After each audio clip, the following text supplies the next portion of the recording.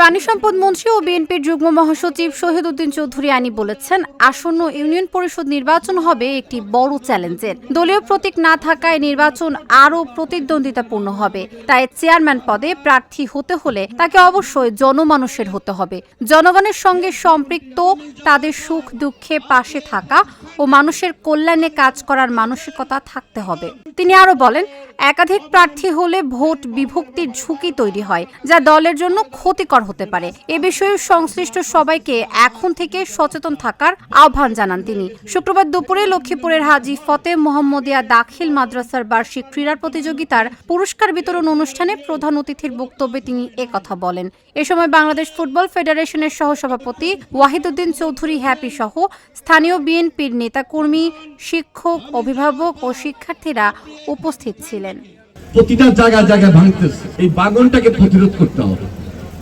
বিশেষ করে যখন খুব বর্ষা হয় আমাদের এই অঞ্চলে, তখন একদিকে জলাবদ্ধতা তৈরি হয়, আরেকদিকে খালের পানি নদীর মতো যে একটা স্রোত, সেই জন্য এটা সমানে ভাঙতে থাকে।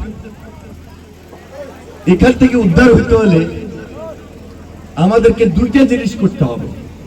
প্রথমত হলো বাঁধের ব্যবস্থা করা, আরেকদিকে যে সমস্ত খালগুলা ভরাট হয়ে গেছে কারণে অকারণটা হলো আমাদের নিজস্ব ইচ্ছা প্রয়োজনে আমরা এলাকার মধ্যে অনেক সময় খালের মধ্যে রাস্তা উঠে দিতেছি। খালের মাঝখান দিয়ে ছোট্ট একটা ব্রিজ একটা ডিপার্টমেন্টের কাছে গেলাম, করে দিল। সবকিছু অপরিকল্পিত ভাবে হয়ে আসার কারণে আজকে আমাদের অনেক জায়গায় আমরা সাধারণ মানুষ ক্ষতিগ্রস্ত হচ্ছি, জলাবদ্ধতা হতেছে, রোগ বালাই বাড়তেছে এবং অপরিকল্পিত ভাবে আমাদের এই সমাজে এমন এমন অন্যায় কাজগুলো হইতেছে, যার কারণে আমরা এই দেশের সাধারণ মানুষ সবচেয়ে বেশি ক্ষতিগ্রস্ত হচ্ছি। সবাই ডিমান্ড অনুযায়ী, চাহিদা অনুযায়ী আমরা প্রথম বছরে সব কাজ শেষ করতে পারবো না, তবে সবারই আগ্রহ, সবারই চাহিদা, দীর্ঘদিন যেহেতু কাজ হয় নাই উন্নয়নমূলক, একসঙ্গে হয়তো আমরা সব কাজ যেন করি, এটা সবার মনের ইচ্ছা। কিন্তু মনে রাখবেন, এই ধারাবাহিকতা আমরা রক্ষা করে আপনাদের প্রয়োজনে যা যা উন্নয়নমূলক কাজ করা দরকার সেই কাজটুকু আমরা হাতে নেব এবং সেই উদ্যোগ আমরা গ্রহণ করেছি।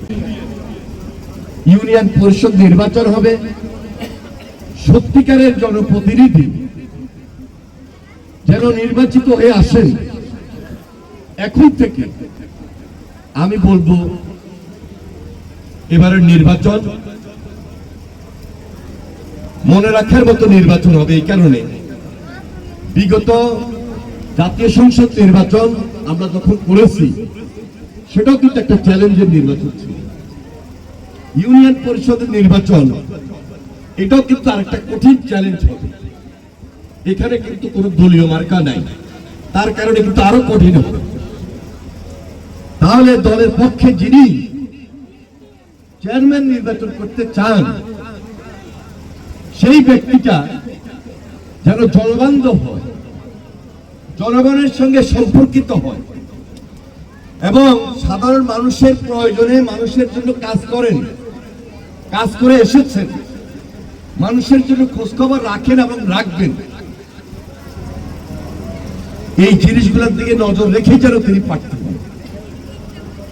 আর দলের মধ্যে 2জন 3জন প্রার্থী হয়ে যাবেন, নির্বাচিত হইতে পারবেন না। সুতরাং এটাও কিন্তু এখন থেকে আপনাকে মাথায় রাখতে হবে।